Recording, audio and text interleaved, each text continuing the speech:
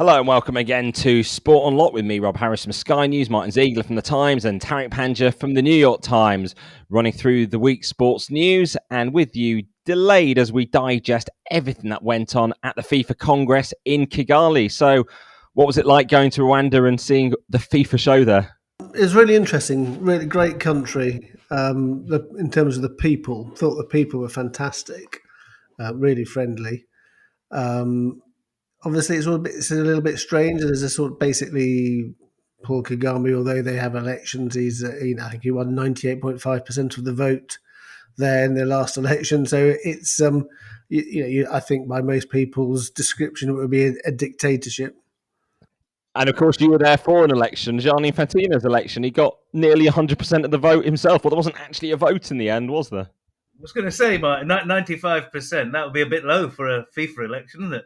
The one candidate, Gianni Infantino, on the ballot paper, and it didn't even require a vote in the end. It was an election by acclamation, essentially people clapping and standing up. It didn't feel like a vociferous round of applause, did it? I think it was more polite round of applause. There were a couple of nations that, I suppose, in a way of protest, that didn't support Gianni Infantino. The Germans, the Norwegians for sure, and possibly the Danes as well. And then you had other nations like England and the Netherlands who aren't happy with Gianni Infantino, but decided to stand up and applaud anyway, just so they're not seen as kind of lepers. Martin, what did you think of that? If they're not into him, what did you think of countries like that just sort of joining in? I was thinking about that myself. What would I have done myself in that position? Do you take the pragmatist point of view, in which you can try and sort of work with people to get what you want and secure change, or do you actually make like Lisa Klaveness at the Norwegian FA and say, we don't support you, so we're not going to applaud, we're not going to stand up? And of course, anyone could have put a candidate up against Gianni Infantino. You needed 5 FAs to back you. There is this fear, though, in the system, perhaps, that deters you from going against the incumbent. And we're seeing a theme of this, aren't we? With all the incumbents really around the world, many of them since 2015, 16, since the downfall of Blatter and all the scandals, the incumbents tend to get through, don't they? Apart from in CAF. In fact, all of them have not. And CAF, if you remember, the first election that CAF had was clearly the outgoing Isayatu was up against this guy, Ahmed Ahmed of Madagascar, who Gianni Infantino campaigned for, managed to get him in. And then he was kicked out by an ethics committee ruling. And then there were supposed to be 4 candidates to replace him in Africa. And Gianni Infantino's candidate, Patrice Motsepe, ended up standing alone, and the other candidates disappeared. But one of the reasons, Rob, is from around 3 or 4 months ago, there was a pro forma letter sent out from FIFA or by the administration to national associations telling them months before the election to sign this letter in support of Gianni Infantino. And most of them, whether they wanted to or not, filled in this letter. And Lisa Klaveness, who Martin referenced there of Norway, she's been an FA president for a year. She said, basically, that letter kind of has a chilling effect on everyone. Things like that. That if Gianni Infantino is sending this letter out way in advance of the election, any other candidate really doesn't have a chance, because you don't have the opportunity to campaign that early if you're an outsider. You're seeing all these letters being signed and coming in. You just won't stand for an election. And that's one of the reasons why the incumbents always win. And of course, they control the purse strings as well, don't they, at FIFA? I think it's wrong, actually. It's completely wrong that FIFA should be used to send out these pro forma letters asking for support. I mean, it really is. I mean, but it also explains why no incumbent FIFA president has lost an election for nearly 50 years. The last one was when Joel Havilange won in 1974, and that was to oust the Englishman, Stanley Rouse. Out to Stanley Rouse, yeah, Sir Stanley Rouse, no less. Yeah, I think I can see why people don't stand people might stand in the knowledge they're not going to win. But I think I don't think anybody stands thinking they're really going to unseat somebody. The only person who might have had a chance was Mohammed bin Haman against Sepp Blatter in 2011. It was all going his way until he decided to send some brown envelopes out, and that caught up with him. Although his ban was later overturned, wasn't it? Bin Haman's? Yeah, but that didn't stop. Yeah, but it didn't stop the fact there were brown envelopes being handed around. This was the famous Martyn, the $40,000, and that famous speech by Jack Warner when he told them, "If you're pious, go and see your preacher." But over here, this is how business is done, essentially, right? Yeah, that's right. That famous picture that. Which... It's all pretty open now, isn't it, from FIFA, you'd say? We're distributing money. Gianni Infantino boasting about how much money everyone gets, how much more money FIFA is making. So you're going to get a lot more money with me in charge, and it's all handed out through FIFA to the FAs, that is, not individually.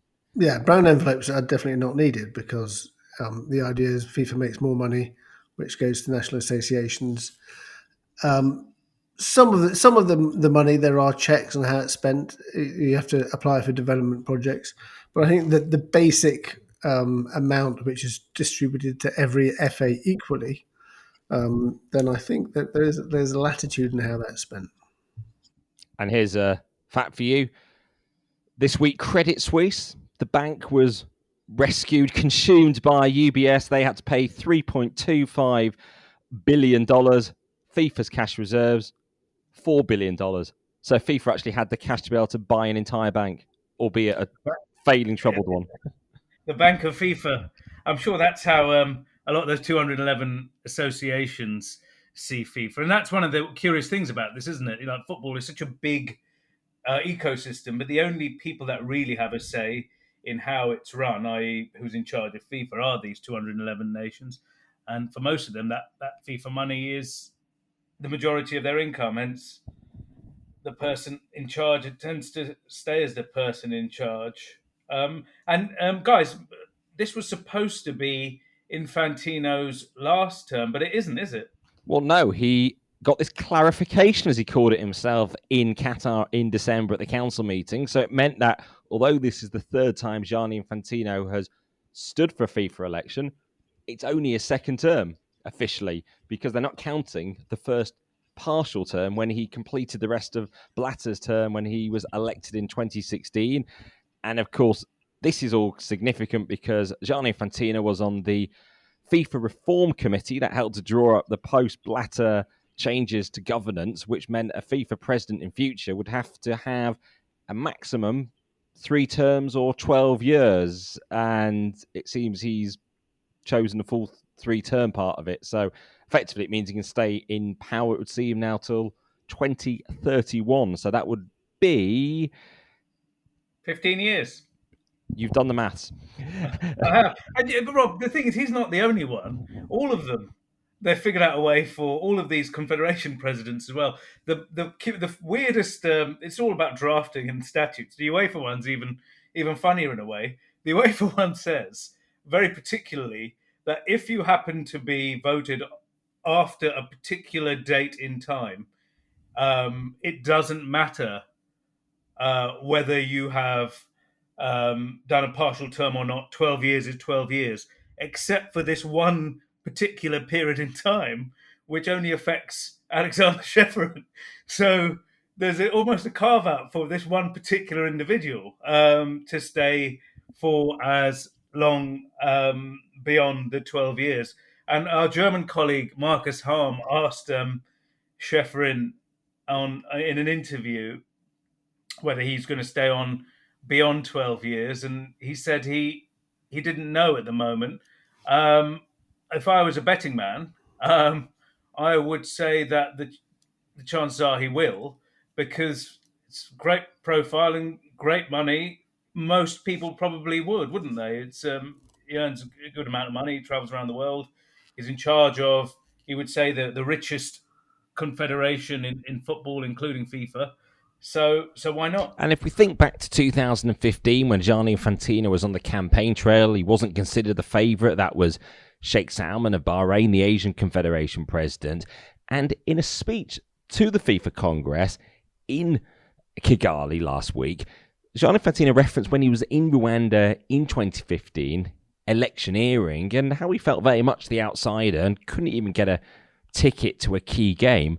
But then he talked about how he was helped out by the Rwandan president, apparently, Paul Kagame, and how his campaign was then inspired by Rwanda's own recovery from the genocide. Take a listen to what Gianni Infantino had to tell the FIFA Congress. And the second time I came, I was told, well, you know, we all love you, but actually we're not going to support you in the election. So, of course, I was pretty depressed, about to give up. I had already packed. And suddenly, and I don't even know, President, if you know that, suddenly somebody came to see me, and he gave me a ticket for the match of the final, because I had no ticket for the final match. That, by the way, the DRC won. And he told me, this is a ticket offered to you by President Paul Kagame. And then I decided, I thought about it, and I remembered my visit to the memorial. And you should go all to visit the memorial, all of you. And I said who I am to give up. What this country has suffered, and how this country came back up, is inspiring for the entire world, dear President. So I certainly couldn't give up because somebody was telling me something. I stayed, I attended the match, I continued to campaign. I was elected FIFA president a few months later. But most importantly, I witnessed how this country flourished. And this country flourished with nothing, starting from nothing.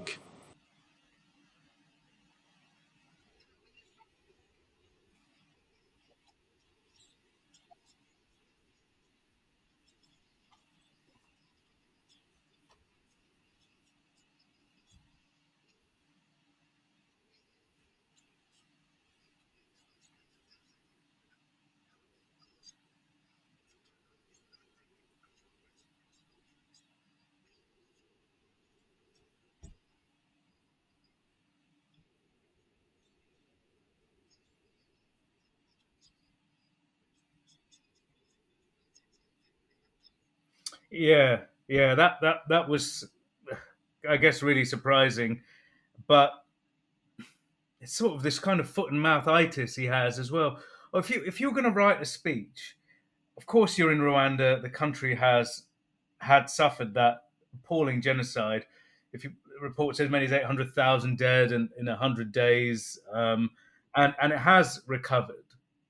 That's clear, Martyn. You described at the start of this when Rob asked what it was like there. The country has recovered, remarkably if you consider what happened back then. So maybe you reference it, but you mustn't reference something like that. In any case, with something as kind of ridiculous compared to that as a FIFA election. Whatever he was trying to say, just don't talk about a genocide either way, or a memorial, or anything like that, and your election. And then you can talk about words and how they're construed and that. Just don't mention it. Might have been the advice, right? And he has in the past said things that have caused offence. For instance, when pushing for the Biennial World Cups, claiming that people from Africa would support it and they wouldn't try to seek to escape to Europe and risk their lives if they could get more joy through football, through more World Cups. He said it at a event in Europe and on camera, and then later tried to suggest it'd been taken out of context, and he didn't actually say that, even though it was filmed. Yeah, that was remarkable. It's blundering language. It's Do you think it's in a broader sense? Do you think he's someone who takes advice? There's a lot of people around that guy. Do you think this is someone who just decides to, off the cuff say what he wants, or is this? There are a lot of media advisors now, either external, internal. There's all sorts of people around. You just can't think that someone would say, "Let's do a speech. Let's use this anecdote related to the genocide memorial." It just beggars belief, really. There are a lot of people around him who do tell him how brilliant he is. I mean, you reflected that in the profile piece you did. Yeah, well, yeah, I suppose one of the people I spoke to, Amajid Pinnick, is on the FIFA Council, quite a big deal in African football, former Nigerian FA president. He just couldn't run out of superlatives when he was talking about Gianni. He said if he had his way, he'd keep Gianni there for 20 years. And this is the system. This is, I guess, someone whose footballing future is so connected to Gianni's own one. Of course, he would say that, I suppose. One thing that sort of struck me in the press conference, it was another one of his monologues, like before the Qatar World Cup. This was 16 minutes, basically accusing the media of being negative and saying, I mean, he actually said, "Why are you so mean?" Which I thought was quite a strange thing to say. I mean, there's been various things that the Scandinavian colleagues made a film about his apartment he's got in the Swiss canton of Zug, which has sort of beneficial tax rates compared to Zurich, and they went and they staked out the apartment, spoke to the neighbours. They said they'd never seen anybody there. So I think they were suggesting, was this some sort of tax arrangement? So FIFA were very unhappy about that. And actually, they made life quite difficult for the Scandinavians out in Rwanda. So maybe that's one of the things he was angry about. But in what way did they make things difficult for them? Well, they had this at all these sort of FIFA congresses.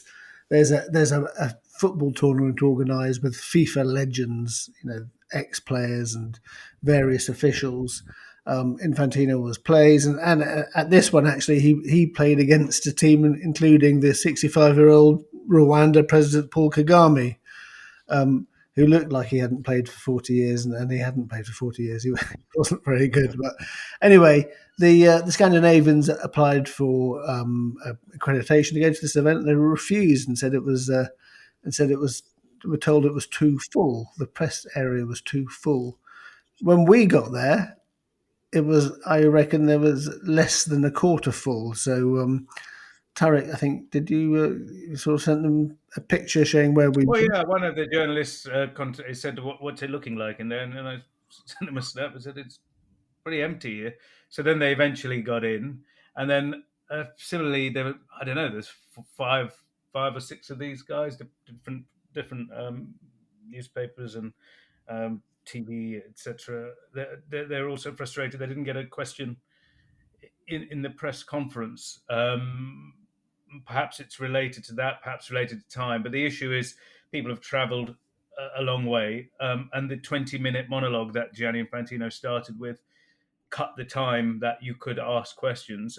I must say I got a chance to ask a question, and I guess there was some good news as well, Rob, at the Congress, football-wise. Yes, the build-up to the Congress had seen complaints from female footballers about the lack of parity in prize money with the men's and women's World Cups. We've, of course, got the tournament this summer in Australia, New Zealand, with the women's tournament expanding from 24 to 32 teams. But Gianni Infantino did have some news that the prize money would be going up for this tournament. It was $30 million in France in 2019. Previously, they said it would double to $60 million for this tournament. But actually, he said it would be rising to $150 million for the 2023 Women's World Cup. Although a bit further delving into that number showed it was actually $110 million in prize money and another 40-odd million in conditions and facilities for the teams, and also for the player release for the clubs who are sending players to the World Cup. And Gianni Infantino said it's the intention to get pay parity by the 2027 Women's World Cup. We don't know the host of that, in comparison to the 2026 Men's World Cup, which will be in Canada, the US, and Mexico. And we do need to get into that shortly about how that tournament has changed as well after the decisions out in Rwanda. But interestingly, while Infantino did announce this intention for pay parity, he talked about how particularly public service broadcasters weren't stumping up the cash to pay for the rights on the same level of the Men's World Cup. So perhaps preparing the ground for there not to be pay parity because broadcasters and sponsors aren't offering up the cash. Yeah, I thought that was a fairly decent point, actually. I mean, for example, just looking from a UK point of view, the BBC and ITV they're offering £9 million, I think, around about that, to cover the Women's World Cup. And I think for the men's, it's around about 200 million. So that's a sort of big difference. It's not as big a difference as it is in like Italy and France, by the way, where it's like 100 to 1. Yeah, I give you the Italian example is really good. I think Italy is about 150 million euros for a World Cup for men, and less than €1 million for the women's tournament, and that's the money FIFA has to make up, right? If it's going to be offering pay parity, the men's prize was around $440 million in Qatar, and that's without club release and things like that. Yeah, and also I think you should point out that the viewing figures, it's not as though the viewing figures are 100 times less or even like 20 times less. The viewing figures for a lot of the games are maybe half as much, for example. So if that is the case, then perhaps the actual rights should be half as much rather than 100 times The less issue or 20 is, times less. I think, the issue for the broadcasters, whether it's right or wrong, but the issue is this: it's the marginal difference of whatever they were going to have on the channel at that moment, viewing-wise, versus the having the tournament on. So that's what I guess they would say. But someone has to stump up this cash if there's going to be pay parity, or we're just going to be in this cycle. The other thing, Rob, he said they're not going to give it away cheaply. So that raises the question of FIFA broadcasting the games themselves. Of course, they've got this FIFA Plus app now and YouTube and things like that. He did say in his speech at Congress, if they're not paying the money, he's just not going to give the rights away cheaply. So we could see a different form of distribution, perhaps, for the women's game. FIFA did actually stream some World Cup games in territories on FIFA Plus at the Men's World Cup, and the next Men's World Cup in 2026 is going to see even more games because it will be the first 48-team Men's World Cup, and we had thought the format would see a rise from 64 games in the 32-team format to around 80-odd games, but actually FIFA's gone back to the drawing board. There's another new format for the 48-team World Cup, which means instead of 3-team groups in the group stage, groups will still be as we know them with 4 teams, and that means we're going from 64 games at the Qatar 2022 World Cup to 104 games in the 2026 World Cup, a new round of 32. That's a lot of football.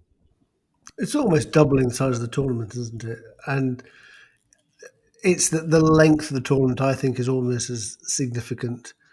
It's 39 days instead of 32, I think it was in Russia, 30 in Qatar. 39 days, I mean, that's an extra week in the football calendar. That's a big chunk of time. And the other thing is, it feels to me like a sort of bloated tournament now. You're going to get, so out of the 12 groups, all the top 2 will qualify, plus another 8 out of the 12.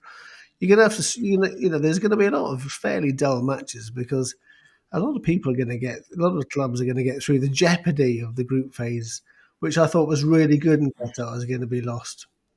The word they kept using in announcing this was that word footprint.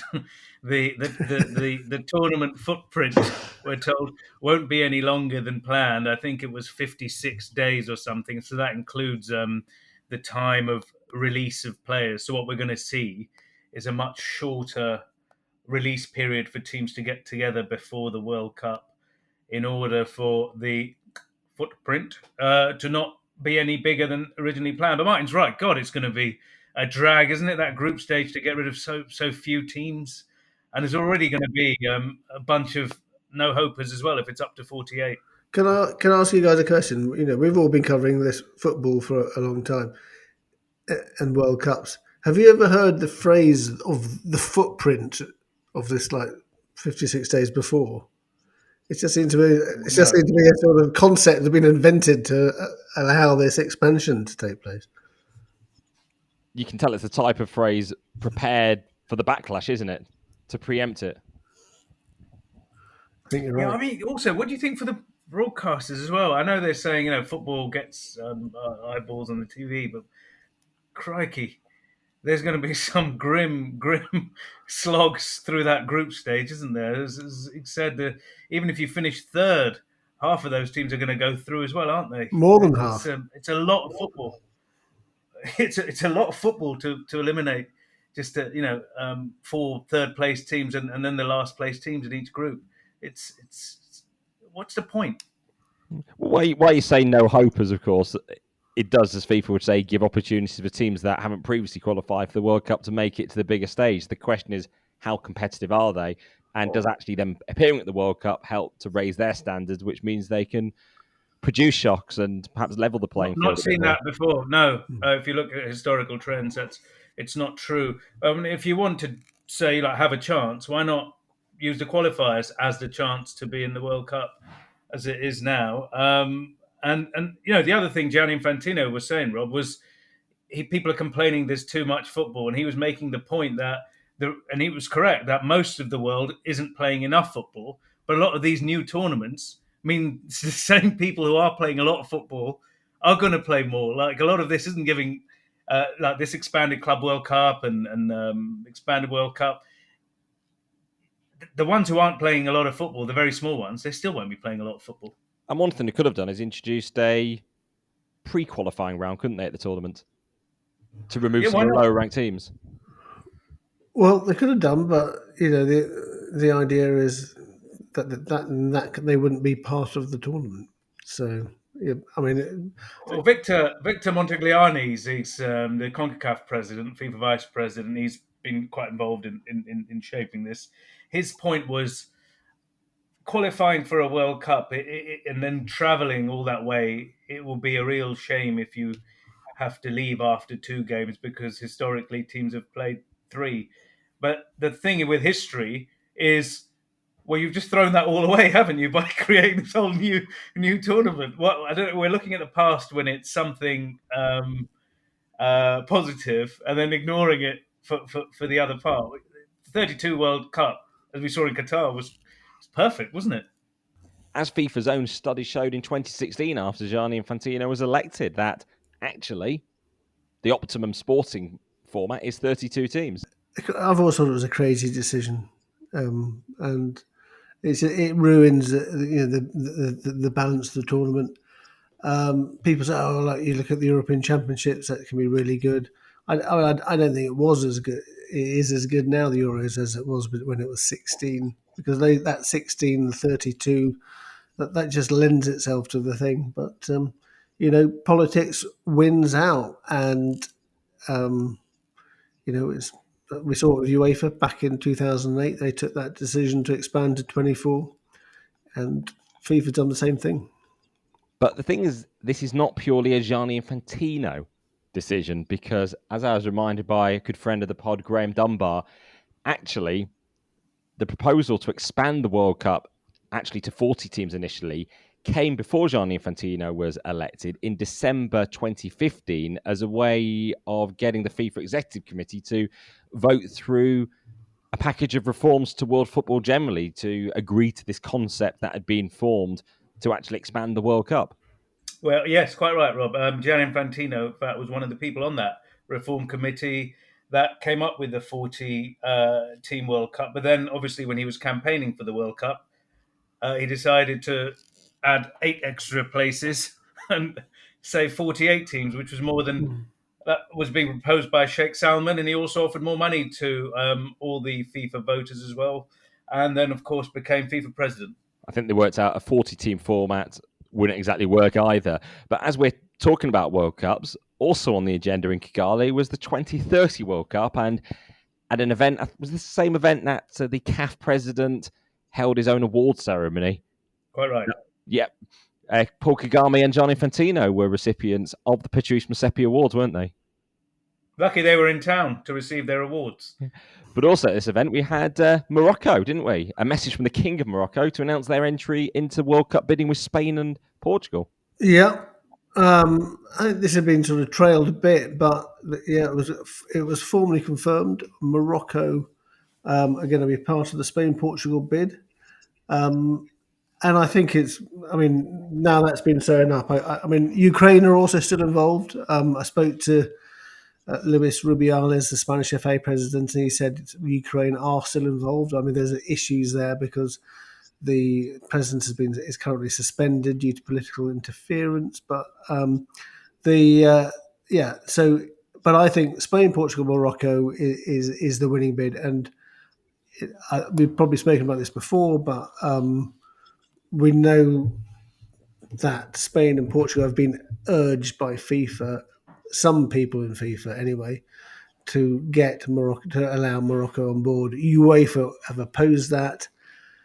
And then we had news that the Saudis were coming in, possibly with Egypt and Greece, a real threat. And suddenly things have changed and Morocco are now in with Spain and Portugal. So I think we'll see the Saudi bid disappear. It looks like a winning bid, and the other only official contender is the multi-country offer from South America with Argentina, Chile, Uruguay, and I think Paraguay in there as well. Is that right, Rob? There's 4 of them. Yeah, it's Uruguay, Argentina, Chile, Paraguay. And it was in December 2018 that Aleksander Ceferin, the UEFA president, was asked about potential Morocco bid with Spain and Portugal for 2030. And what Ceferin said was, I'm not in favour of cross-confederation bids. Well, looks like he's got one. You're not in favour of a cross-confederation bid until you realise you're not going to win without one. No, quite. That wasn't the only bad news for Saudi Arabia, I suppose, or negative news at the events in Kigali, because of course we had the issue of the Saudi tourism sponsorship of the Women's World Cup this year. That led to a backlash from Australia and New Zealand saying they hadn't been consulted. Of course, there wasn't any official word that there was the Saudi tourism sponsorship, but that was the sense that it was going to be. And then we asked Gianni Infantino what the situation was. And he said they had talks with Saudi Arabia, but they weren't going to pursue a contract. And he called it a storm in a teacup and grumbling about the coverage. But they had 6 weeks to be able to, at some point, knock this on the head, to tell Australia and New Zealand there would be no sponsorship, to tell all of us in the media who'd been asking about it there wouldn't be. Gianni Infantino saw us in London at the IFAB meeting. He could have dealt with it then ahead of going to the Congress. But he seemed to sort of have issue with why this was dragging out as an issue, when actually FIFA could have cleared it up at any moment. And not for the media necessarily, for the players who protested, and particularly for their partners at the World Cup, the co-hosts, Australia and New Zealand. He said that there had been discussions with the Saudis, but no contract had been signed. And he also referenced the fact it was double standards because lots of Australian companies do trade with Saudi Arabia, $1.5 billion a year. So how come they can trade with the Saudis, but they can't have a Saudi sponsor? That was his argument. FIFA is an organization of 211 countries. I said it in my speech, I think as well. For us, they are all the same. They are all the same. There wouldn't be anything bad, and there is anything bad, in making sponsorships from Saudi Arabia, from China, from the United States of America, from Brazil, or from India, as far as we are concerned. In addition to that, FIFA is a global organization. Now, I understand when it comes, for example, to Australia, that Australia has trade with Saudi Arabia of, $1.5 billion a year between Australia and Saudi Arabia. This doesn't seem to be a problem or an issue between Australian companies and Saudi companies. Between a global organization like FIFA and the Saudi organization like Visit Saudi, this would have been an issue. There is something I don't understand. There is a double standard here, which I really don't understand. Yeah, and his point there about saying why governments like Australia do trade deals with Saudi Arabia, why shouldn't football? Well, of course, football has rules against government interference, so football bodies should be able to do their own thing, not at the behest of governments. Although it may be that no contract had been signed, there certainly from the Saudi Arabian point of view, they were sort of under the impression that they had done a deal. And I think that's probably why it has been so difficult for FIFA to wriggle out of this one, because they believe they've done a deal. Everybody else appears, lots of people within FIFA presume they've done a deal. So, maybe the final I's hadn't been dotted or the T's crossed on the contract, but that probably explains why they hadn't been able to clarify it. And FIFA already have deals with Saudi Arabia. Visit Saudi, run the backdrops at the Men's World Cup in Qatar and the Club World Cup in Morocco in February. Yeah, they're in. It feels like they were bundled into those. And again, it's funny without those sponsorships as well. There was no major announcement that those deals had been signed, or a press release or anything like that. They just kind of appeared on the board at the Qatar World Cup. I think that's when we got an inkling of that. It's quite strange to do something that is about publicity and not really give it the publicity that a normal deal will get. You've got to wonder why that would be the case, and I can't fathom one. So as we have spent more than half an hour talking about issues from the FIFA Congress, there was a thought that actually after Gianni Infantino was elected in 2016, Sepp Blatter had gone, that FIFA would become dull. Certainly the amount of issues that still come up in this modern FIFA. Although Gianni Infantino, as he told the Congress, we're trusted now. Well, by whom? I just thought it worth mentioning just very quickly before to wrap up, just what it was like actually in Kigali, because people think this going to this country, we don't know much about it.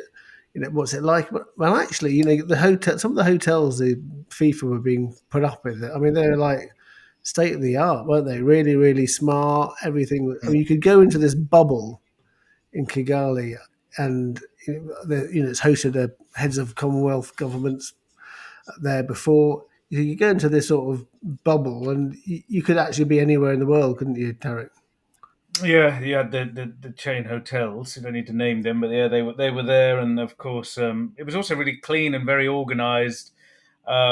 Stuff worked as well as it would elsewhere. I talked to someone who's pretty close to the government there, and worked in government roles in the past, works in the private sector now, and was talking about the change and how things are looking up. But the only risk, he said, and the thing that keeps a lot of people kind of concerned, is this issue of transition. Paul Kagame, the president, seems to be a president for life. What he should have, by rights, maybe have gone years ago, but is one of these strongman leaders, and I found that quite interesting. The country clearly has rebounded from those horrible events of 1994. Some people describe it as the Singapore of Africa, and you could kind of see some of that. Tony Blair, for example, the former British Prime Minister, his consultancy group has got a staff of about 30, I think, integrated within Rwanda, helping the government there. There are other leading politicians who have been supporting Kagame and the government over the years. But again, this is a president who shows no signs of going. And this person I was talking to said that remains the biggest risk. But as Martyn said, it all worked. It was all quite organised. The people were very friendly, couldn't be more helpful. And as the Times says in the last few days, speaking to the president of the Congo, well, he's talked about Kagame's abuses, undemocratic record, and atrocities by his proxy army in Congo. Yeah, and there's been stories of atrocities against enemies of the state beyond Africa's borders as well. Have been at least assassination attempts in Europe, and I think in Canada as well. So again, you've got to set these two things against each other. What we saw was a quite a well-functioning country, but perhaps not a well-functioning democracy. Well, that is Gianni Infantino securing another 4 years in power. There is some other bits of news around. Aleksander Ceferin, before heading to Rwanda, he spoke to Gary Neville in what was the UEFA president's first interview since the report into the Paris unrest at the Champions League final last year. And it seems no one's going to leave as UEFA as a result, despite criticism. Yeah, he did apologise for what happened in Paris. I thought this sort of he said basically, people named in the report didn't think it was right necessarily that they should be the ones to carry the can, and because he said actually UEFA weren't informed by the police what was going on. They didn't really know what was going on. They weren't told by the police. They can't affect what the police are doing outside the stadium. So, which was something actually I actually thought the report could have made more of the police function. I think we talked about that before. But I thought that actually more interesting news in that interview was around this issue of multi-club ownership. What did he say, Zeke? So he was asked in relation to the Manchester United takeover, because there's potential conflicts with Ineos own Nice in France and the Qataris owning PSG. If they, could they play in the if Manchester United were bought by either of those, could they also play in the Champions League with either PSG or Nice? And Ceferin said, it's time to speak about what we do about multi-club ownership, and there's two options: we keep the rules as they are, or they allow them both to play in the Champions League, because he suggested it's very difficult to tell players to lose matches. It's not that easy. So, the prospect of one owner having two clubs in the tournament is now, I guess, a very real one. Well, Martyn, is it just two clubs? Or if you're an extremely wealthy owner, why just limit it to two?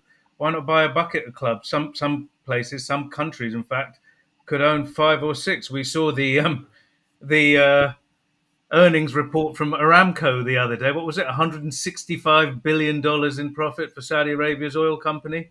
Why don't they buy 10 teams? You might as well spread your risk of winning. If what he's saying is true, why limit it to 2?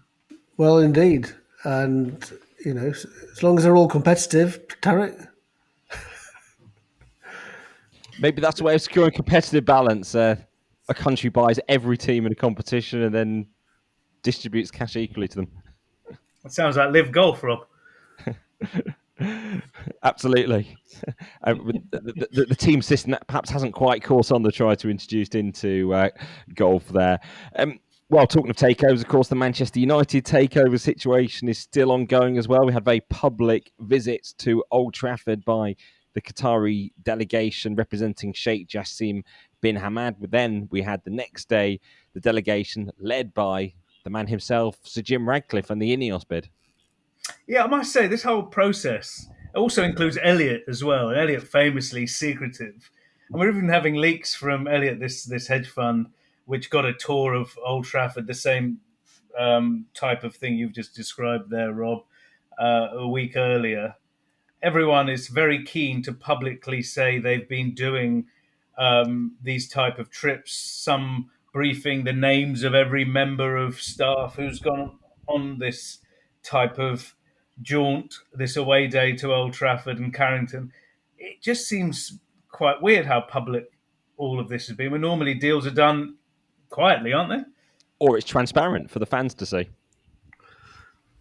Well, I know. I thought it was a bit strange as well, to be honest. I can't really see how this is going to work out, and I'm also intrigued about how much the winning person bid, whatever, is going to have to pay. Because I've been looking at some of the, looking again at how much Todd Bowley paid, the consortium paid for Chelsea, 2.5 billion, comparing that to some of the prices paid for smaller clubs. So, for example, Portsmouth Football Club, which is a Premier League club not that long ago, It was bought for £5.5 million. So you could buy 441 Portsmouths for the amount of money that you paid for one Chelsea. This is like a single club in a big city with a decent stadium. I'm just intrigued about how much money it's going to be. We have got some time to go across to Spain because huge troubles at Barcelona that have been going on with the investigations, the criminal investigations there. Even as the team is heading towards the La Liga title, it's really shown the troubles. Although not everyone is going to be culpable, are they? No. So there's been this indictment issued in Barcelona, and it names two former presidents, Josep Maria Bartomeu, the last president whose reign has kind of pushed Barcelona to this spiral of indebtedness and catastrophe, financially at least. And then his predecessor, Sandra Rosell, they've been indicted for these payments paid through numerous different named companies to the former vice president of the referees committee.